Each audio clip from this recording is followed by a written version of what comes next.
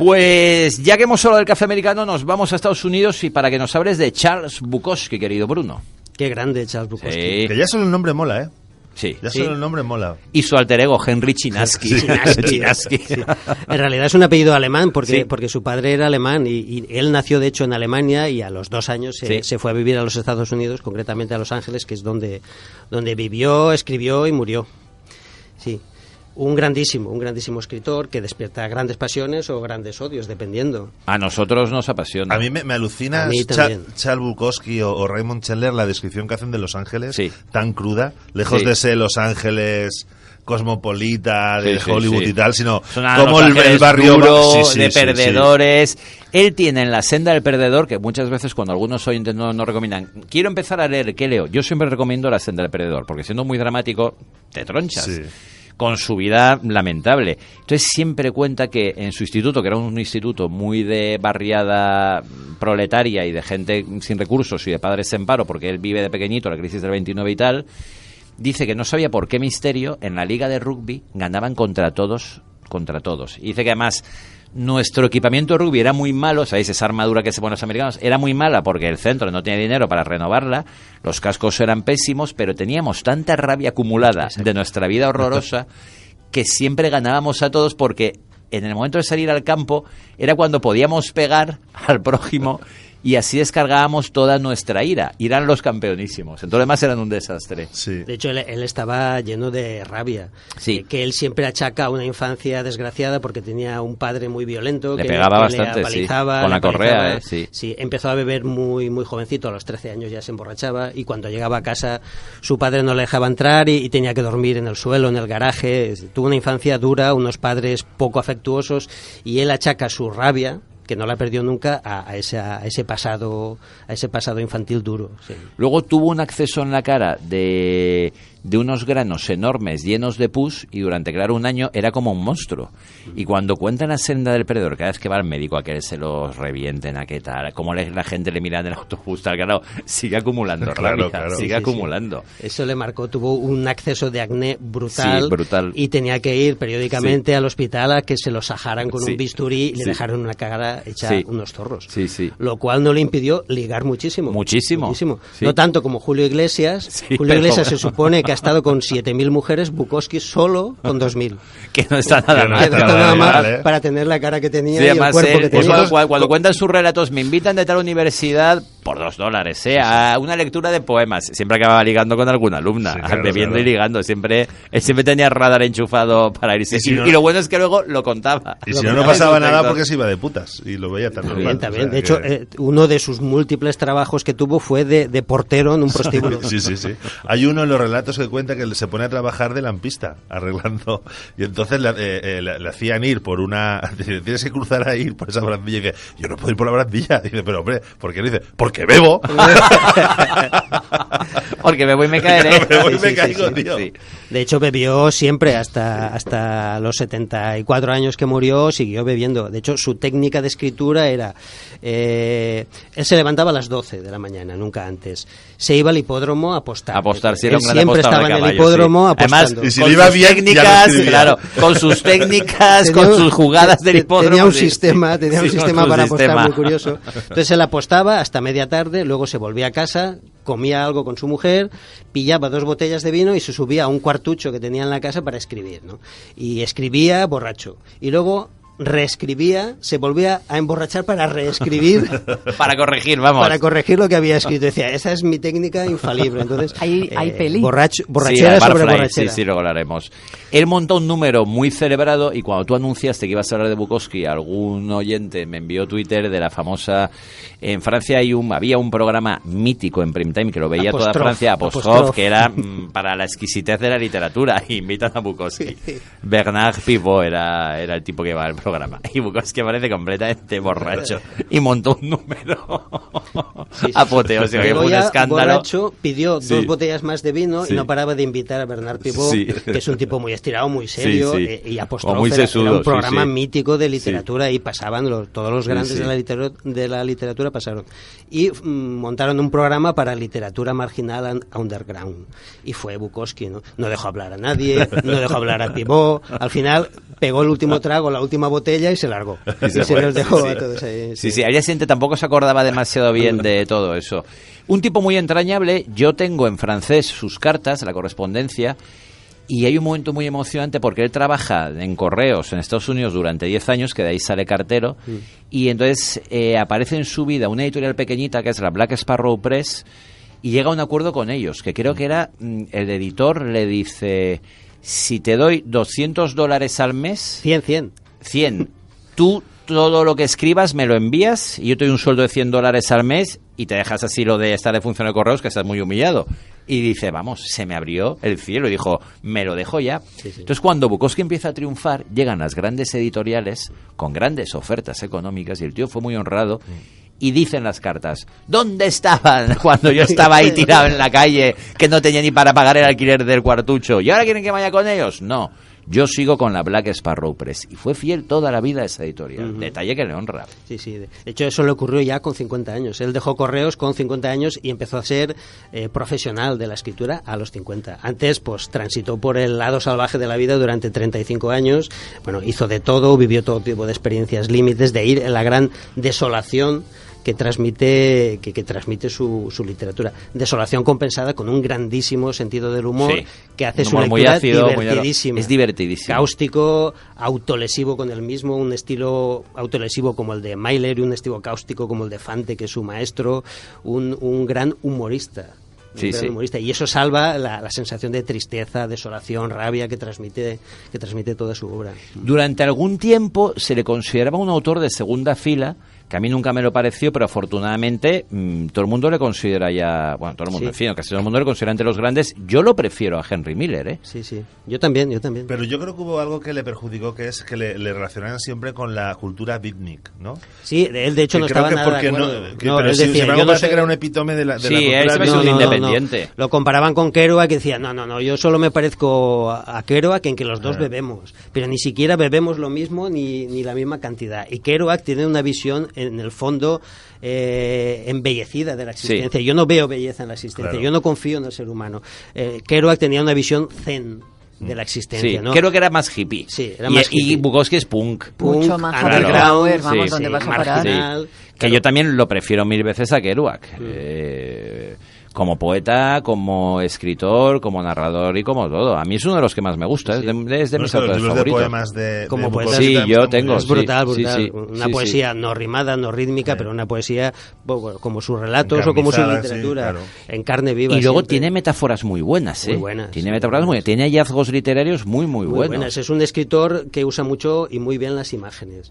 Pero a mí me encanta una imagen que usa él. Dice, yo cuando escribo vuelo, cuando escribo enciendo hogueras, yo cuando escribo cojo a la muerte de mi bolsillo izquierdo, la tiro contra la pared y la agarro cuando rebota. Es que eso es muy bueno. Es brutal. Es muy bueno. Es muy bueno. He seleccionado un textito, lo vas a leer, Ramón. A ver. De este libro que no has leído, pero que te Me lo vas a pillar, sí, que iré y lo compraré. Sí. Un libro que ya... no lo tengo prácticamente todo lo suyo y esto no, y no sabía que existía, fíjate. Sí, es un diario que escribió en los 2 últimos años de su vida, es un libro crepuscular en el que vemos un Bukowski filósofo, porque también era un hombre culto, leía mucho filosofía, escuchaba Mahler, y tiene un textito que yo creo que te va a gustar porque no conoces este libro. Léelo. Lo terrible no es la muerte, sino las vidas que la gente vive o no vive hasta su muerte. No hacen honor a sus vidas, les mean encima, las cagan. Estúpidos gilipollas. Se concentran demasiado en follar, ir al cine, el dinero, la familia, follar. Sus mentes están llenas de algodón, se tragan a Dios sin pensar, se tragan la patria sin pensar.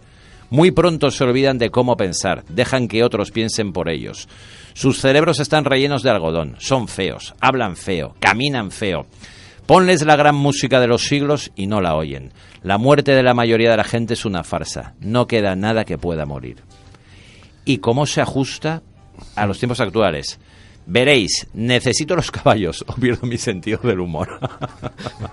Sí, porque en el fondo... ¿Cómo se ajusta a lo que pasa ahora, eh? Si en aquel momento pasaba, ahora todo el mundo atrapado con las redes sociales, que está muy bien para muchas cosas y tal, ¿cómo se ajusta a lo de ahora? Es que nadie piensa, todo el mundo se deja llevar por la corriente, compra las marcas que nos dicen, consumimos la música que nos dicen. Hacemos el deporte que nos dicen. Sí, porque es que él en el fondo, aunque no lo pretendía directamente, hace una denuncia social de la alienación en la que vive el hombre contemporáneo, de los trabajos, porque él lo experimentó, embrutecedores y trabajos castradores, ¿no?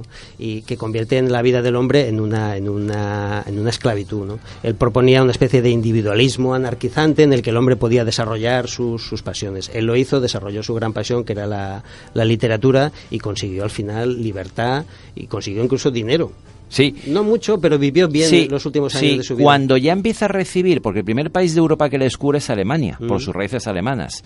Y luego Francia. Y entonces él cuenta en las cartas, además, con eso es lo suyo, que cuando empieza a recibir los cheques de los derechos de autor, está encantado de, qué bien, me han llegado $6.000 de Alemania, 4.000 de Francia, claro, para él eso era un dineral. Y cambia de coche, él siempre había tenido coches infectos de octava mano, pero porque no podía más. Y el último coche que tenía era un cucaracha, y al recibir dinero se compra un buen coche. Y entonces hay gente que le empieza a criticar muy a la española de, ¡hala! Te has comprado un buen coche, ya te has vendido, tal. Y entonces en las cartas eso que dice, oye, para una vez que gano algo de dinero por comprarme un coche, ¿por qué vienen a insultarme? No lo entendía, decía, ¿qué os pasa? O sea, tengo que ser pobre para molar.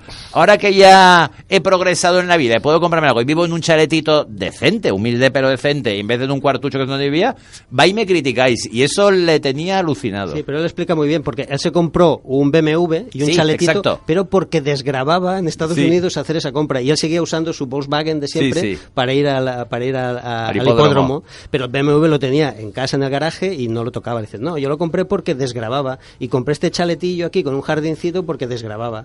Pero él en realidad pasaba el chalet era decente, pero el cuartucho en el que escribía era tan indecente como cualquier cuartucho de Sí, eso son manías de escritor, ¿eh? Son manías de escritor. Cuenta, Stephen King cuenta que él cuando estaba acostumbrado a escribir en una caravana antes de que le compraran Carrie, y escribía enfrente de una pared y tal. Entonces, cuando ya empiezan a llegar los millones, porque claro, Stephen King le llegan los millones, se hace una casa con una claraboya arriba en medio del monte y tal, y un escritorio. Y dice que al final tenía que llevar el escritorio enfrente de la pared para poder escribir algo. Pero estaba tan acostumbrado a estar centrado en un cuchitril que no aceptaba el hecho de... Por eso digo que son manías de escritor, porque Elroy, también cuando empieza a ganar pasta gansa vendiéndolo al cine, vendiendo miles y miles de libros, vive en una mansión o medio mansión en New Jersey, bueno, ha vivido en varios sitios, y se da cuenta que no puede. Y entonces vuelve a Nueva York, que él escribía en un semisótano, que era cuando era pobre, con un póster cargado con chintetas de Beethoven, porque es un loco de Beethoven, y tiene que volver al sótano ese, al semisótano, que es esos semisótanos americanos supercutres, que tienes como una claraboya que da a la acera y ves pasar los tobillos de la gente. Y vuelve al semisótano, porque necesita... Tiene el mismo camastro que tenía, por más es gente que entra en trance cuando escribe, se pueden tirar 10 horas escribiendo y luego ¡bam!, se desploman en el camastro, se recuperan, se levantan, escriben, es gente así muy, muy visceral. ¿Algo más de Bukowski, querido Bruno? Sí, quiero contar una pequeña anécdota que me ocurrió en la librería con Bukowski. De repente me llega una pareja de clientes mayores, por encima de los 70, trajeados, muy elegantes, y el señor me pregunta si tenía libros de Bukowski, y le dije que sí, que los tenía casi todos, y me preguntó si yo los había leído, y dije, pues mire, leí muchos de ellos de joven. Y se vuelve hacia la señora y le dice, mira, si yo de joven hubiera leído a Bukowski como este señor, mi vida hubiera sido muy diferente. ¡Qué bueno! Qué bueno, es una anécdota yo creo que un poco más y le dice, no me habría casado contigo nunca. Sí, igual era Bukowski joven, creo que iba por ahí. Era un tipo qué genial. Bueno, qué bueno. Hay otra anécdota que quiero contar para que veáis cómo era el tipo. Es que se hicieron varias películas sobre su Barfly, la con Mickey Rourke. Barfly es la que ha comentado Silvia. Que era una especie de documental, ¿no? Pero luego Marco Ferreri escribió una película, Ordinaria Locura, inspirada en relatos que este verano ha leído Sergio. Pues en esos relatos inspiró la película. Y él Ferreri quería conocer a Bukowski. Y quedaron un día en un café para verse y tal. Ferreri no bebía. Y llegaron y cuenta Ferreri que hablar casi no hablaron. Se bebieron un montón de botellas de vino. Se besaron y acabaron compitiendo a ver quién levantaba la pierna por encima de la mesa más alto. Genio y figura Bukowski, y insistimos en lo que hemos dicho al principio, muy recomendable para todos los que se quieran iniciar en la lectura. Os va a sorprender por su actualidad, por la socarronería, por el humor negro y por toda la crítica social que transmite. Sí, a mí me lo recomendaste hace ya muchos años. Sí, y te encantó, ¿verdad? Sí. Él se llamaba a sí mismo un estudioso del infierno.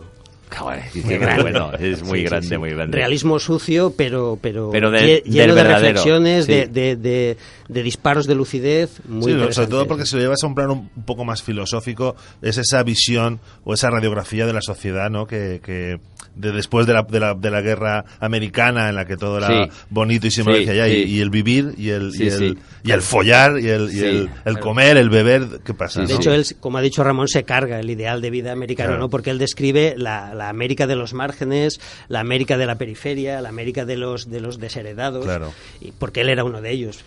Sencillamente, no es que él fue allí a observarlo, no, él era uno de ellos durante 30 años, durmió sobre cubos de basura, trabajó en miles de trabajos diferentes en los que duraba un día, 2 días, pobre. Pero sobre todo, jamás recurre a la sensiblería, nunca, a la lágrima fácil, al contrario, es que lo estás leyendo y te tronchas. O sea, yo me he carcajeado leyéndolo en la cama por la noche, por los hallazgos, por lo dinamitero del lenguaje y por lo que cuenta, te carcajeas. O sea, que no es uno que va dando penita ni de, ay, yo, pobrecito, que yo odio ese tipo de cursis dramones. No, es dinamita pura, es goma 2. Nunca hace ninguna concesión al sentimentalismo, nunca.